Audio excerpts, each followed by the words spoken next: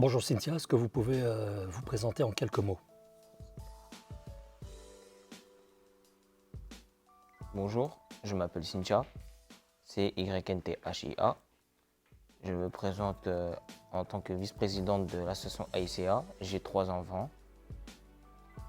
Je vous présente mon fils, enfin son fils, l'aîné, donc moi.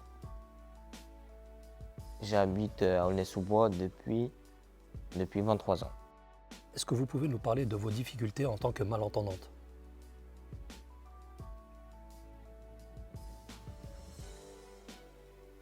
Oui, pendant la période de confinement, suite au Covid, pour elle et aussi pour la communauté des sourds et malentendants, la plus difficulté était le masque, surtout le masque.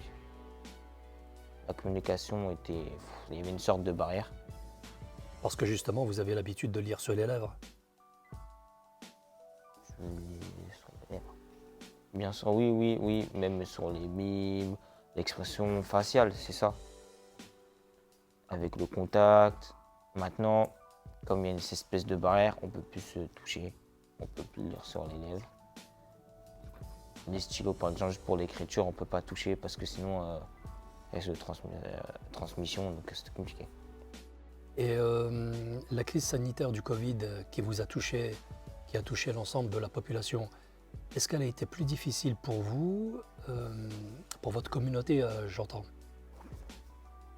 Oui, oui, c'était une catastrophe. C'était une sorte de discrimination encore plus importante, un sentiment d'isolement. La communauté des sourds s'est sentie un peu fragile suite à cet isolement. Ils ont dû trouver des objectifs, se battre pour retrouver une certaine communication. Parce qu'avec le masque chirurgical de couleur bleue, il n'y avait pas de façon de lire sur les lèvres en lecture labiale. Donc elle a dû se battre pour avoir une vitre transparente, le masque. Ou sinon donner des cours de langue des signes, histoire que les personnes entendantes puissent communiquer avec les personnes sourdes et malentendantes. Quelle solution avez-vous pu mettre en œuvre?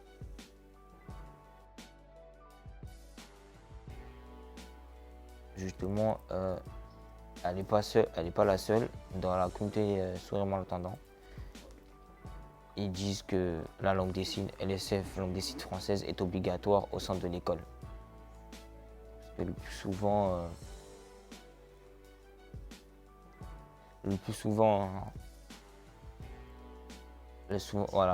les personnes entendantes disent que vous comprenez parce que vous parlez, souvent parce que ma mère elle parle. Juste qu'aujourd'hui, elle est un peu fatiguée, la voix, des fois, ça passe pas trop. Mais souvent, c'est ça dans la rue. Personne dit ah, mais elle parle, donc elle entend. Non, mais elle comprend pas. Vous ne réalisez pas assez. C'est compliqué au niveau d'articulation, c'est beaucoup. Donc, c'est pour ça qu'ils se disent la LSF, ça peut résoudre beaucoup de problèmes. Alors justement, vous êtes présidente de votre association. Est-ce que vous pouvez nous la présenter en quelques mots? Oui, elle a créé l'année dernière. L'objectif, c'était de les entendants et les sourds et malentendants de les inclure dans un seul monde pour éviter deux mondes divisés. Elle voulait les inclure, histoire que les personnes entendantes s'adaptent à la communauté sourds et malentendants. Elle a appelé une personne, professeur de langue des signes, histoire qu'il donne des cours des signes, des cours de langue des signes pour les personnes entendantes. Ou souvent on faisait des interventions dans les écoles pour sensibiliser sur la langue des signes. Parfois, elle aide aussi des personnes sourdes malentendantes sur leur démarche administrative. Est-ce qu'on peut parler du langage des signes? Y a-t-il une école? Est-ce que c'est facile à apprendre? Il y a des formations. Mais beaucoup de personnes nous ont dit que c'était très cher et qu'il y avait une certaine blocage, voilà, cette barrière. C'est pour ça que la communauté des sourds et malentendants se bat pour que, l'SCF soit reconnue dans les écoles, quoi.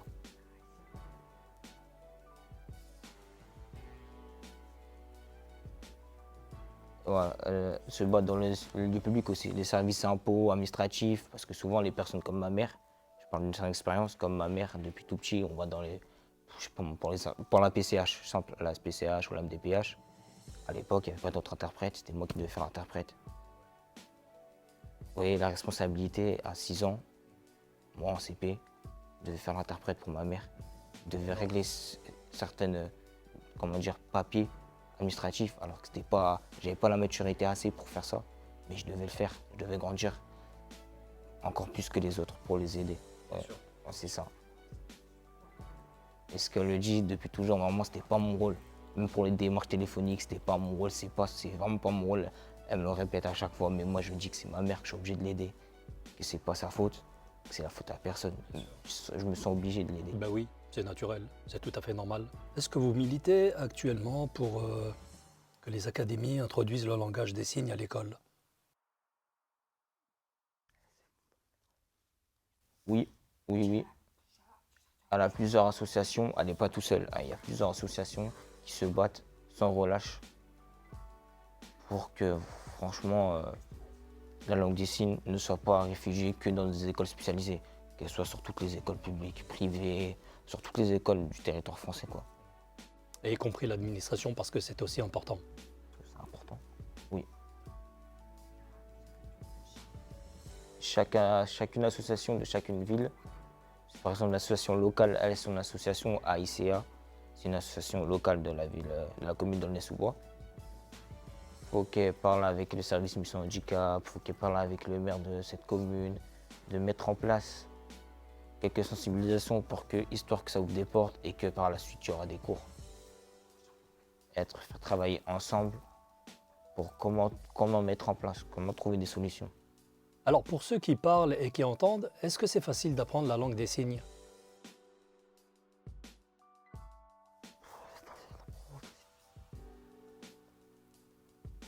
Ça dépend du niveau et de la motivation. Par exemple, ma mère a donné son premier cours de langue des signes. Le niveau au début, tout le monde n'était pas à zéro, mais voilà, c'était un niveau débutant. Il y avait des personnes qui étaient motivées, qui voulaient apprendre, et elle donnait des cours tous les mercredis. Ça dépend de la personne. Si elle était vraiment motivée et qu'elle avait envie d'apprendre, chaque mercredi, elle progressait à une vitesse, c'était un record. En fait, ça tout dépend de la personne. Comme à l'école, moi par exemple, je suis motivé à aller à l'école, je vais faire mes devoirs chez moi, je vais avancer. Si je ne suis pas motivé à l'école et que je fais rien à la maison, il n'y aura rien. Alors pendant la crise du Covid, est-ce que vous pouvez nous parler du rôle de votre entourage et de votre rôle à vous, de votre impact à vous sur votre entourage?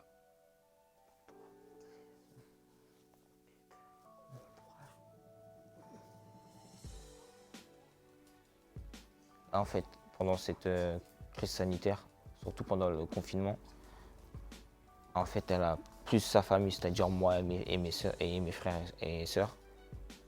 Parce qu'on connaissait la langue des signes, c'était plus facile pour communiquer. Mais par rapport à sa famille proche à elle, c'était compliqué parce que si on parle de sa mère ou son frère, ils ne connaissent pas la langue des signes. Donc c'était compliqué vraiment pour parler. Les personnes qui parlent et entendent ne se rendent pas compte des difficultés que rencontrent les malentendants, notamment lors de conversations téléphoniques. Comment ça se passe? Racontez-nous.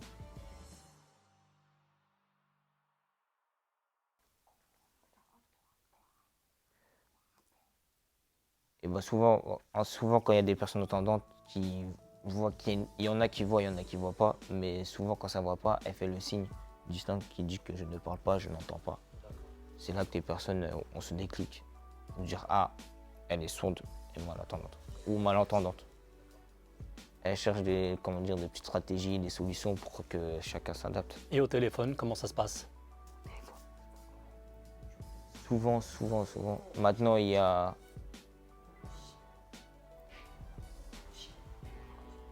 une application Roger Voice, une sorte de FaceTime quoi. Si on prend ça chez l'iPhone, FaceTime, donc c'est comme ça qu'on peut communiquer, ils peuvent communiquer. Ou sinon, quand je parle des démarches administratives, il n'y a pas de FaceTime, il n'y a pas de ça. Donc langue des signes, c'est pas possible. Elle passe par moi qui appelle. Et voilà. Et c'est là où il faut aller sur le terrain du dialogue, justement.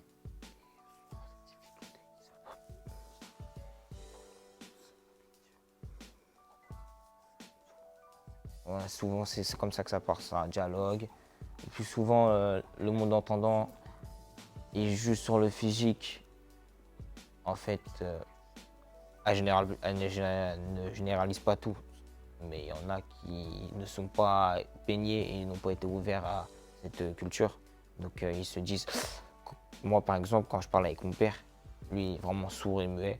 On parle dans la rue, on parle langage des signes et tout, on fait des gestes. Et les personnes me disent, votre père il est violent.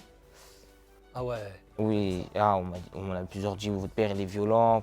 Ou même par exemple, un petit exemple, par exemple avec la police, que mon père communique, il y a une grosse barrière parce que mon père parle langage des signes.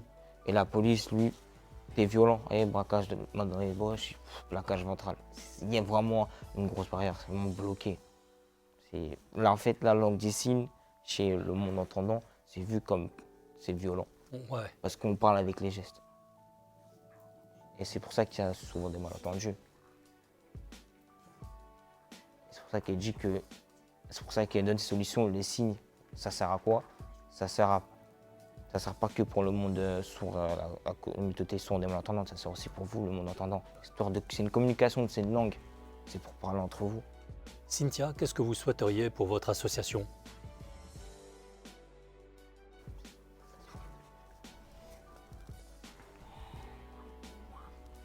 La première des choses que j'ai envie de dire, c'est que pour la mentalité française, il faut qu'elle change de regard au niveau de la langue des signes. Surtout la langue des signes française. Parce que ce qu'elle veut dire, c'est que le monde entendant voit d'un mauvais œil la langue des signes. Et elle veut que ce soit le contraire. Elle a dit, elle a envie de vous raconter une petite blague.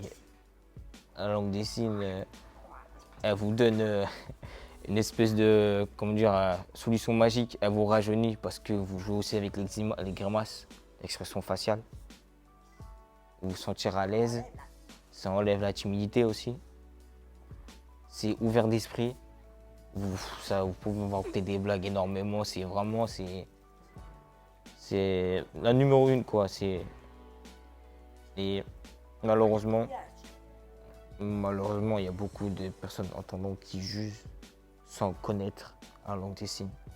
Il faut que eux, ils apprennent à regarder, à mettre le pied dans le monde des sourds pour savoir c'est quoi la culture, c'est quoi le pays des sourds, qu'est-ce qu'il y a dedans, c'est l'objectif, c'est quoi. Merci. Merci beaucoup, Cynthia. Alors maintenant, Théo, tu vas nous présenter une autre personne. Bonjour, je m'appelle Cynthia, c'est YNTHIA. Je travaille dans l'association avec ma mère en tant que secrétaire. Est-ce que vous pouvez nous dire s'il y a de plus en plus d'adhérents dans les associations comme la vôtre? Elle sent qu'il n'y en a pas assez. Parce qu'il manque quelque chose à son avis. Quoi? De la communication? Oh, c'est ça, communication, information, pour que les cours de LSF, langue des signes française, se valorisent. Pendant la crise sanitaire du Covid, quelles ont été vos difficultés?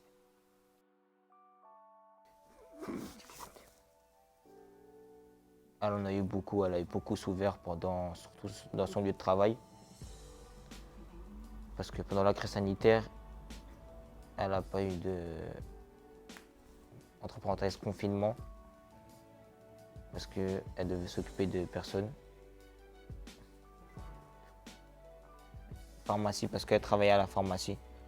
Donc du coup, elle devait s'occuper des patients, elle devait gérer la production des médicaments. Et avec le masque, c'était vraiment compliqué. Elle s'est sentie isolée parce qu'elle avait l'habitude de rigoler, de communiquer, de lire sur la lecture labiale, donc c'était plus facile. Maintenant qu'il y a le masque, elle s'est sentie isolée. Il n'y a plus cette communication. Elle se sentit renfermée. Pendant un moment, elle a encaissé. Elle n'en pouvait plus. Pendant un moment, elle s'est énervée, elle a gueulé, Elle a dit comme quoi à ses collègues qu'elle se sentait isolée parce que tout le monde pouvait parler, tout le monde s'entendait et qu'elle n'entendait pas. Donc du coup, avec le masque, des lectures labiales, et là, il n'y en avait pas.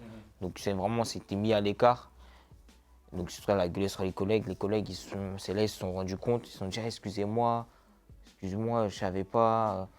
Je vais baisser je vais faire un effort. L'effort, c'était vraiment, il baisser le masque pendant 2 secondes, histoire de parler et de remettre. Et pendant un moment, elle a dit qu'elle a abandonné, qu'elle a travaillé seule de son côté. Parce que voilà quoi. Et comment est-ce que vous l'avez vécu? Vous avez déprimé, pleuré? Vous vous êtes révolté? Elle a pleuré? Non, pas vraiment. Elle était plus du genre à révolter. Parce que toute seule, son contrôle, elle l'a perdu. Elle a explosé devant ses collègues. C'était fini. C'est là ils ont compris, ils ont pris conscience, ils se sont excusés. Elle a dit comme quoi c'est la faute de personne, mais voilà quoi, c'était compliqué. D'accord, merci beaucoup Cynthia. De rien, avec plaisir.